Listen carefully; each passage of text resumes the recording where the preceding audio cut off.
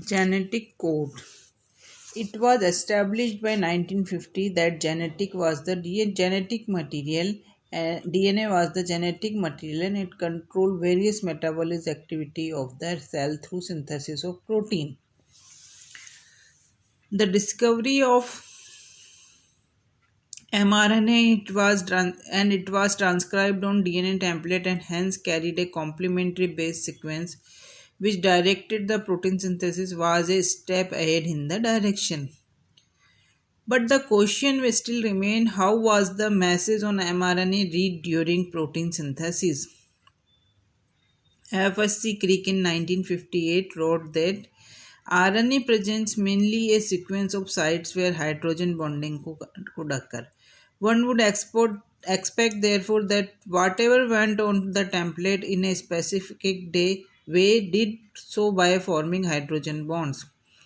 It is therefore a natural hypothesis that amino acid is carried to the template by an adapter molecule and that adapter has a part that actually fits into the RNA. In its simpler form, one would require 20 adapters, one for each 20 amino acid. Another finding came from Ellen Hoagland and Paul Jaminik, who reported that ATP activates the amino acids and that activated amino acids were also attached to a soluble RNA later called tRNA. The role of tRNA, which could act as an adapter molecule as suggested by Crick, came to a reality. However, what the language was and how it was used was still unsolved. Cracking the code. One of the most important discoveries that led to the cracking of code was the discovery of enzyme polynucleotide phosphorylase by S. Ochoa and associates. This was the first enzyme discovered which catalyzed synthesis of nucleic acid. This enzyme was unique in the sense that it catalyzed the synthesis of RNA without a template and utilized 5 diphosphoribonucleotides and not 5 triphosphoриbonucleosides or deoxyribonucleosides. Homepolymer technique. In 1961, Marshall Nirenberg and Heinrich Mattei, with their ingenious techniques, produced the breakthrough. They synthesized RNA in vitro using the enzyme polynucleotide phosphorylase and the nucleotide 5-diphosphorybonucleic acid UDP. The RNA synthesized was only poly-U.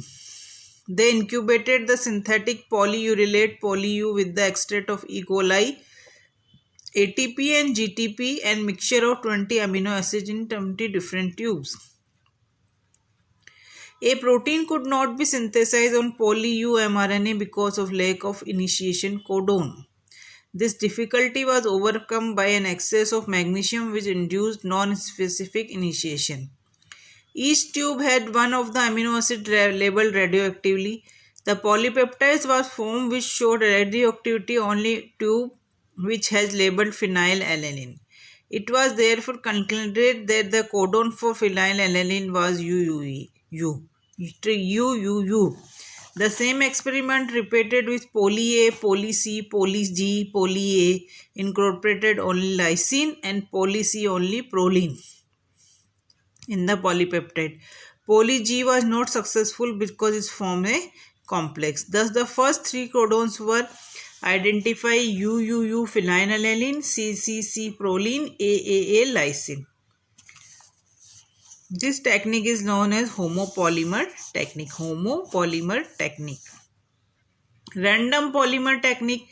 A random polymer technique was also used where two nucleotides in non-concentration were incubated with the enzymes. For example, ADP and CDP mix the ratio of 5:1, A:C. We were incubated with the enzyme polynucleotide phosphorylase. These bases could present various arrangement in the polynucleotide and would thus incorporate more than one type of amino acid in the polypeptide. If a codon was a set of 3 bases, the 2 bases A and C will be found in 4 possible combination and 8 arrangement. The frequency of occurrence of those arrangements in a polynucleotide will depend upon the frequency of these bases in reaction mixture. The expected frequencies of various combinations and also of their various arrangement is given in table 1. The observed frequency show the highest value of lysine. The maximum codon frequency 0.5787 is for AAA. Thus, it is safe to conclude AAA is the codon of lysine. Next to this are the frequency of asparagine, glutamine and threonine. All these three can therefore be assigned to code 2AC, any arrangement. The difference between 0.0321 and 0.037 is 0.0053, which is close to the expected frequency of CCC. Thus, proline could be assigned to two codons CCC and AAC.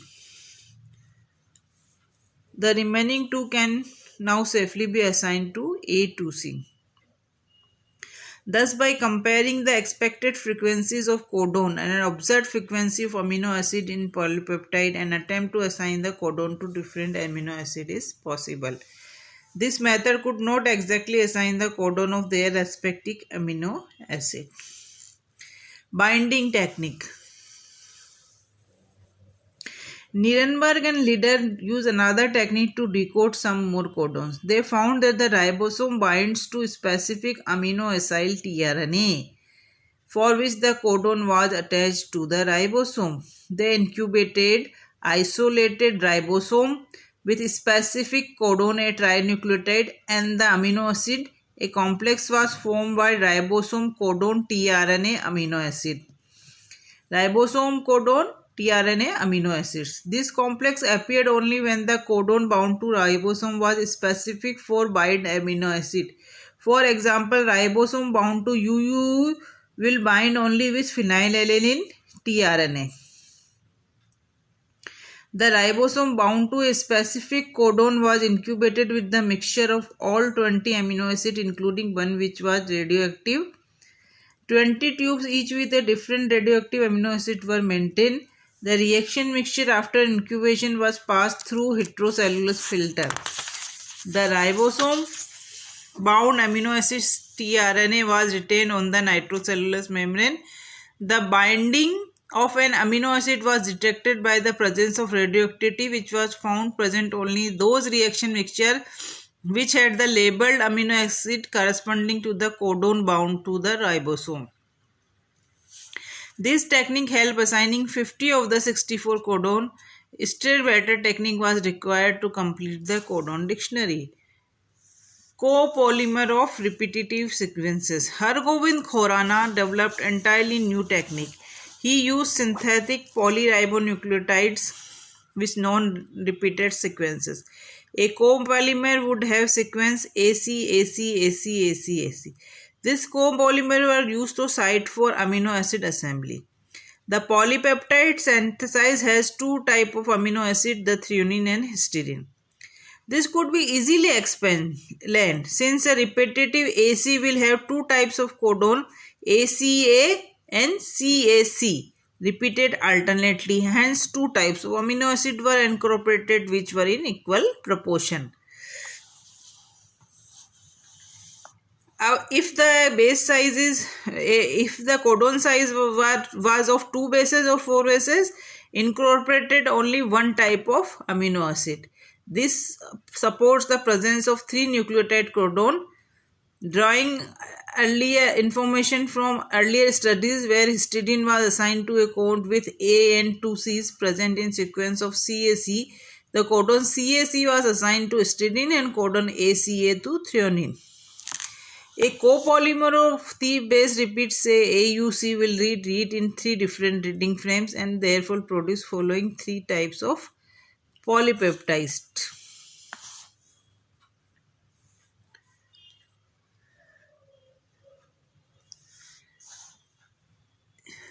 Each of the above polypeptides will have only one type of amino acid. In the present case, the one reading frame will have a polythreonine polypeptide.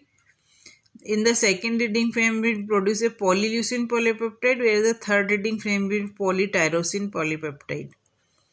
A series of copolymers with trinucleotides and tetranucleotides were studied and the coding dictionary were completed given such some of the copolymers.